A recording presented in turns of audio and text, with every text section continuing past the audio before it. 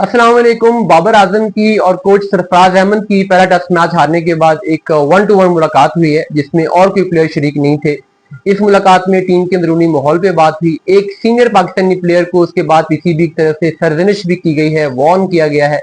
और दूसरे test match के लिए पाकिस्तान की प्लेइंग 11 में 2 तब्दीलियों की खबर सामने आ रही है। इसकी पूरी डिटेल आपसे इस वीडियो में शेयर करूंगा। आप देख रहे हैं पाकिस्तान क्रिकेट पॉडकास्ट और मैं हूं शाहिद खान।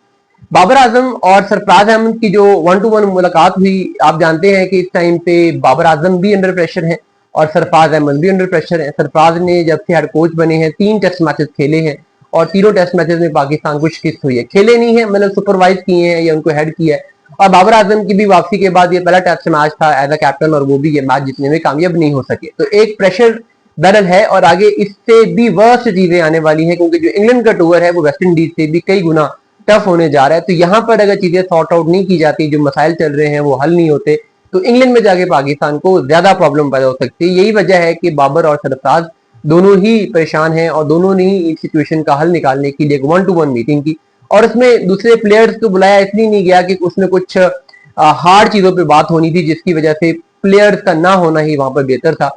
और इस मुलाकात में फिर कुछ तब्दीलियों का फैसला किया गया। एक प्लेयर जिसने पाकिस्तान क्रिकेट बोर्ड के साथ पिछले कुछ दिनों में कुछ इस तरह की चीजें की कि पाकिस्तान क्रिकेट बोर्ड को उन्हें सरजनिश करनी पड़ी। पहले मैं इसकी स्टोरी आपसे शेयर करता हूँ, फिर जो इस मीटिंग में सरफराज और बाबर की मीटिंग में जिन 2 तब्दीलियों की बात की गई है अगले मैच के लिए, उस पर मैं बात करूंगा। हुआ कुछ यूं है कि पाकिस्तान के एक सीनियर बैट्समैन इमामुल हक, जो कि पाकिस्तान के ओपनर है, आप सब जानते हैं, उनको सेंट्रल कॉन्ट्रैक्ट दिया गया था इस दफा, लेकिन अभी उन्हें सेंट्रल कॉन्ट्रैक्ट की पेमेंट नहीं हुई थी। तो वो बार बार पाकिस्तान क्रिकेट बोर्ड को कॉल कर रहे थे ड्यूरिंग फर्स्ट टेस्ट मैच कि मेरी पेमेंट क्लियर करवाएं, मेरी पेमेंट नहीं आई। तो 2-3 दफा तो पाकिस्तान क्रिकेट बोर्ड की तरफ से पोलाइटली उन्हें ये कहा गया कि ये प्रोसीजर है, ये हो जाएगा और उसके बाद आपको पेमेंट आ जाएगी, जस्ट वेट करें। लेकिन जब 4-5 दफा कॉल की गई तो फिर पाकिस्तान क्रिकेट बोर्ड के जो हायर ऑफिशियल्स हैं वो गुस्से में आ गए और उन्होंने कहा कि टेस्ट मैच के दौरान जब आपका फोकस अपनी खेल की तरफ होना चाहिए था, उस टाइम पे आप टेस्ट मैच में फोकस करने की बजाय आप सेंट्रल कॉन्ट्रैक्ट और पेमेंट के मामले में फंसे हुए हो।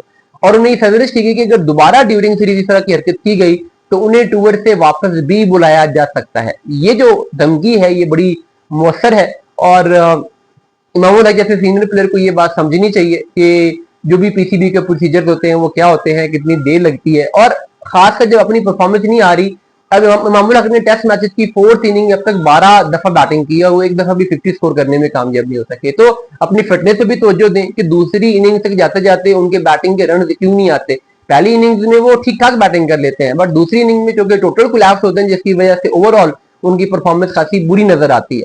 तो ये चीज उन्हें इंप्रूव करने की जरूरत है। अगर वो अपनी फिटनेस बेहतर करते हैं तो मे बी उनकी टेस्ट एवरेज जो उस वक्त 29-30 के करीब चल रही है, ये 38-40 तक वो ले जा सके। लेकिन अब इंपॉर्टेंट बात के बाबर और सरफराज की मीटिंग में जो 2 तब्दीलियां करने का फैसला हुआ है प्लेइंग 11 में, उनमें एक तो आप जानते हैं कि शान मसूद इंजर्ड हुए हैं। अब शान मसूद को अगले टेस्ट मैच से बाहर तो कर दिया गया है, लेकिन अब उन्हें इंग्लैंड लेके जाना है या नहीं जाना, इसमें थोड़ी सी कंफ्यूजन चल रही है। कामरान गुलाम को बुला लिया गया, उनका वीजा इंग्लैंड का लगवा दिया गया है, उन्हें स्टैंड बाई पे कर दिया गया है, बट शान मसूद को भी वापस नहीं बुलाया गया। ये थोड़ा सा पीसीबी शायद अभी मजीद असेस करना चाह रहा है कि अगर शान मसूद इंग्लैंड के टूर से पहले पहले उनका ट्रीटमेंट होना पॉसिबल है। वैसे तो बात की जा रही है 4 हफ्तों की कि 4 हफ्ते उन्हें क्रिकेट से बाहर किया गया है, लेकिन स्टिल कुछ चीजें में क्लैरिटी आनी है। तो हो सकता है कि अगर वो पीसीबी ये फील करे कि नहीं ये इंग्लैंड में चले जाएंगे तो कामरान गुलाम को होल्ड ही कर लिया जाए। उनका वीजा लगवा दिया गया है, प्रोसेस मुकम्मल हो गया है, लेकिन अभी उन्हें भेजा नहीं गया।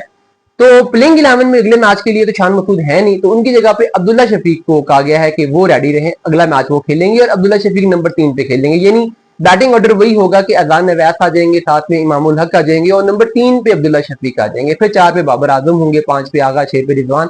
इसके अलावा एक और जो चेंज किया जा रहा है वो स्पिन बॉलिंग में है। पहला मैच अली उस्मान खेले थे जो कि लेफ्ट आर्म स्पिनर है और अब अगले मैच के लिए साजिद खान को भी रेडी रहने के लिए कहा गया है। हालांकि वेस्ट इंडीज के पास इस बैटिंग लाइनअप में जो खेल रही है इसमें भी बहुत ज्यादा लेफ्टीज है नहीं, और जब लेफ्टीज है नहीं तो साजिद खान का भी रोल कोई इतना समझ आता नहीं है। मुझे लगता नहीं है कि साजिद यहाँ पे इफेक्टिव साबित हो सकते हैं।